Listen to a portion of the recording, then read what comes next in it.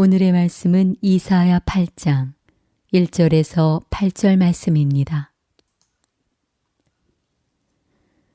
여호와께서 내게 이르시되 너는 큰 서판을 가지고 그 위에 통용 문자로 마헬살랄 하스바스라 쓰라.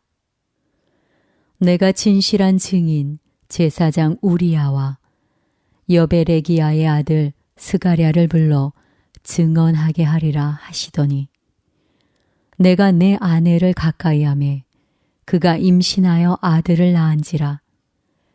여호와께서 내게 이르시되 그의 이름을 마헬살랄 하스바스라 하라. 이는 이 아이가 내 아빠 내 엄마라 부를 줄 알기 전에 다메섹의 제물과 사마리아의 노략물이 아수르 왕 앞에 옮겨질 것임이니라 하시니라. 여호와께서 다시 내게 말씀하여 이르시되 이 백성이 천천히 흐르는 실로아 물을 버리고 르신과 르말리아의 아들을 기뻐하느니라. 그러므로 주 내가 흉용하고 창일한 큰 하수 곧 아수르 왕과 그의 모든 위력으로 그들을 뒤덮을 것이라. 그 모든 골짜기에 차고 모든 언덕에 넘쳐 흘러 유다에 들어와서 가득하여 목에까지 미치리라. 임마누엘이여 그가 펴는 날개가 내 땅에 가득하리라 하셨느니라. 밴쿠버 세광선교교회 유상욱 목사님께서 말씀 전해 주시겠습니다. 할렐루야.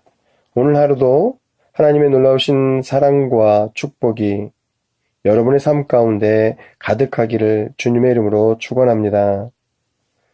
오늘 우리가 봉독한 8장의 역사적 배경을 살펴보면 아수르 제국이 아주 강력할 때에 아람과 북이스라엘이 연합하여 반아수르 정책을 펼쳤는데 이들은 유다 역시 이 동맹에 동참할 것을 요구하게 됩니다. 그러면서 만약 동맹에 함께하지 않으면 동맹군이 아수르를 대적하기 전에 유다를 먼저 공격할 것이라고 협박을 하게 되는 것이죠. 이러한 내용이 기록된 말씀이 이사야서 7장 1절에 2절 말씀입니다.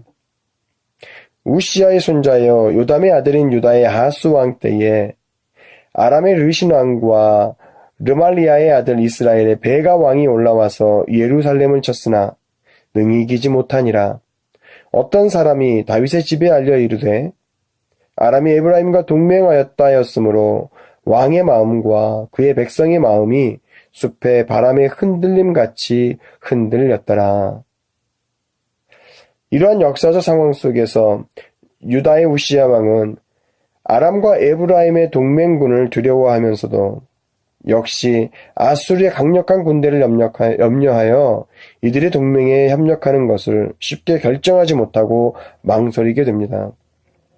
이때 이사야는 하나님으로부터 받은 이상을 유다의 우시야 왕에게 전하는데 그 내용은 유다는 동맹에 연합하지 말되 그렇다고 아수르에게 도움을 청하지도 말고 오직 여호와 하나님만을 의지하라는 것입니다.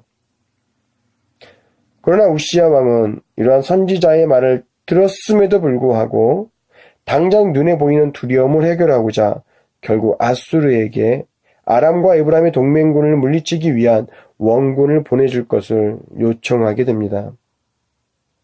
이에 아수르는 군사를 보내어 다메섹과 사마리아를 정복하게 되고 이러한 사건이 기록된 말씀이 7장의 8절부터 9절의 말씀인 것입니다. 대저 아람의 머리는 다메섹이요 다메섹의 머리는 르신이며 65년 내에 에브라임이 패망하여 다시는 나라를 이루지 못할 것이며 에브라임의 머리는 사마리아요 사마리아의 머리는 르말리아의 아들이니라. 만일 너희가 굳게 믿지 아니하면 너희는 굳게 서지 못하리라 하시니라. 아멘. 이러한 역사적 상황 속에서 오늘 우리가 봉독한 내용은 1절과 4절, 그다음부터 5절부터 8절까지의 두 부분으로 나누어 생각해 볼 수 있습니다. 1절부터 4절의 말씀은 이사야 개인의 가정에 일어난 일들을 통하여 아수르의 침공이 곧 임박했음을 나타내주고 있는데 5절부터 8절의 말씀은 아수르의 침략과 그 가운데 행하시는 하나님의 구원의 메시지를 나타내주고 있습니다.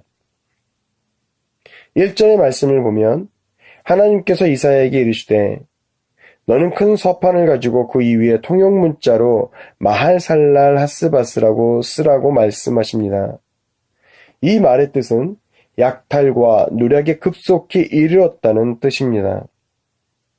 그리고 3절에 보면 이사야가 아들을 낳게 되는데 하나님은 이사야로 하여금 그 아이의 이름을 마할살랄 하스바스로 지으라고 말씀하시면서 4절에서 이 아이가 아빠 엄마를 부를 줄 알기 전에 다메섹의 재물과 사마리아의 노략물이 아수르 왕 앞에 옮겨질 것이라고 말씀하십니다. 이것을 무엇을 알려주는 내용입니까? 우시아의 계획대로 아수르의 원군에 의하여 아람과 이스라엘이 곧 멸망할 것을 나타내는 말씀인 것입니다. 그리고 이 말씀처럼 다메섹은 BC 732년에 그리고 사마리아 즉 북이스라엘은 722년에 아수르에 의하여 완전히 멸망함으로 성취가 되게 되는 것이죠. 5절부터는 하나님이 다메섹과 사마리아가 심판을 받게 되는 그 이유와 또 유다의 불신으로 유다 역시 아수르로부터 순환을 당할 것에 대하여 말씀하시는 내용입니다. 6절을 보면 이 백성이 천천히 흐르는 실로아 물을 버리고 르신과 르말리아의 아들을 기뻐했다고 말합니다. 이 말씀의 뜻을 살펴보면 여기서 실로아 물은 예루살렘 도성의 동편을 끼고 흐르는 작은 시냇가인데 본문에서는 유다를 지금까지 보호하셨던 하나님의 보호하심을 의미합니다. 그러므로 이 말씀은 유다 백성이 다메섹과 사마리아의 동맹군을 두려워한 나머지 지금까지 유다를 보호하셨던 하나님을 의지하지 않고 아수르를 의지함으로 아수르에 의해서 르신과 베가 즉 다메섹과 북이스라엘의 동맹군이 자신의 계획대로 아수르에 의해 멸망당하는 모습을 바라보고 유다가 우시야 왕이 즐거워했다라는 것을 말해주는 것입니다.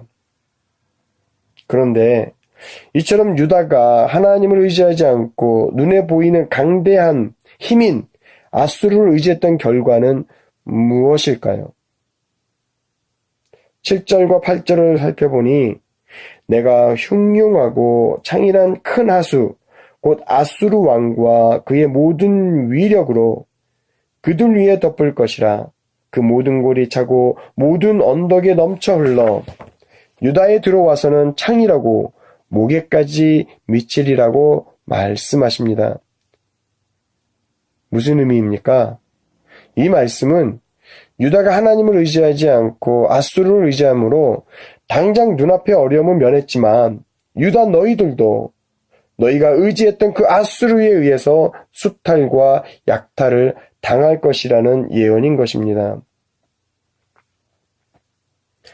그러나 이사야의 예언은 여기서 끝나지 않습니다. 이사야는 8절과 9절의 말씀을 통해 유다에게 말하기를 7장에서 선포되어진 임마누엘의 아이를 기억하라고 말합니다. 그러면서 유다가 참 구원자가 되시는 임마누엘의 하나님을 기억할 때 하나님은 아수르를 멸망시키며 당신의 백성을 구원하실 것에 대한 소망을 유다 백성에게 선포하게 되는 것이죠.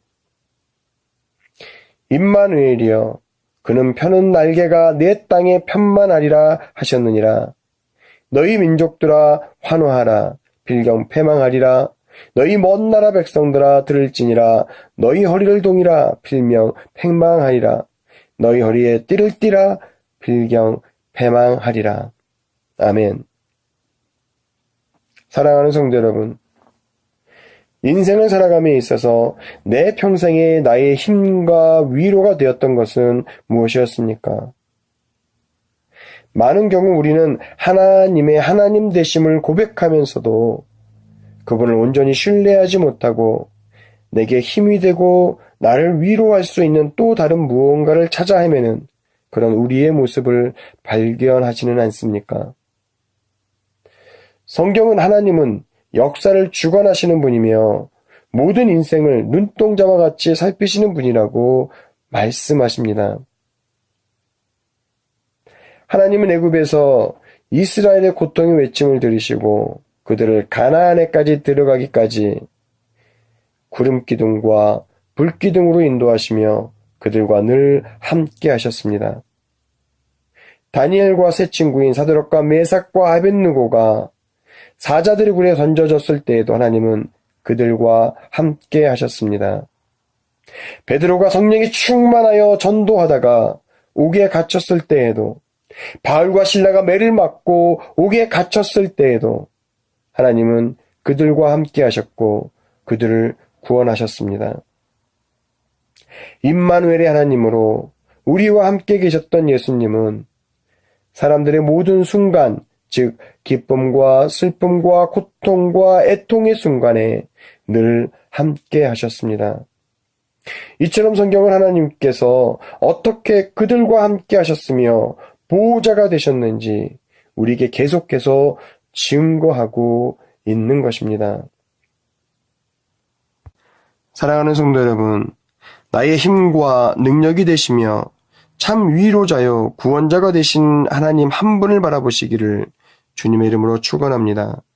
때때로 세상의 일들과 환경에 속아 우리의 구주가 되신 하나님을 잊어버렸더라도 지금 이 말씀을 듣는 모든 분들은 지금이라도 나에게 주인 노릇하였던 모든 것들을 내려놓고 오직 하나님 한 분만이 내 삶의 주인이심을 고백하며 하나님의 도우심을 구하는 신실한 하나님의 자녀가 되시기를 주님의 이름으로 축원합니다. 시편 23편을 살펴보면 하나님을 향한 다윗의 고백이 나옵니다. 여호와는 나의 목자시니 내게 부족함이 없으리로다. 그가 나를 푸른 풀밭에 누이시며 쉴만한 물가로 인도하시는도다. 내 영혼을 소생히 씻기시고 자기 이름을 위하여 의의 길로 인도하시는도다. 내가 사망의 음침한 골짜기로 다닐지라도 해를 두려워하지 않은 것은 주께서 나와 함께 하심이라. 주의 지팡이와 막대기가 나를 안위하시나이다. 주께서 내 원수의 목전에서 내게 상을 차려주시고 기름을 내 머리에 부으셨으니 내 잔이 넘치나이다.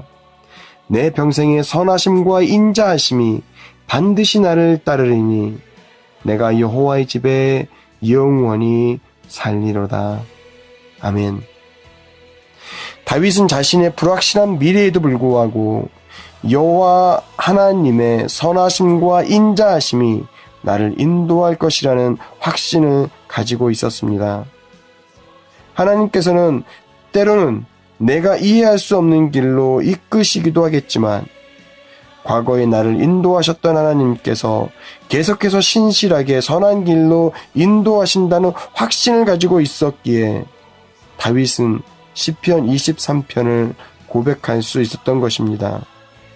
왜냐하면 다윗에게 하나님은 나를 위해 목숨을 버리시기까지 사랑하신 선한 목자이기 때문입니다.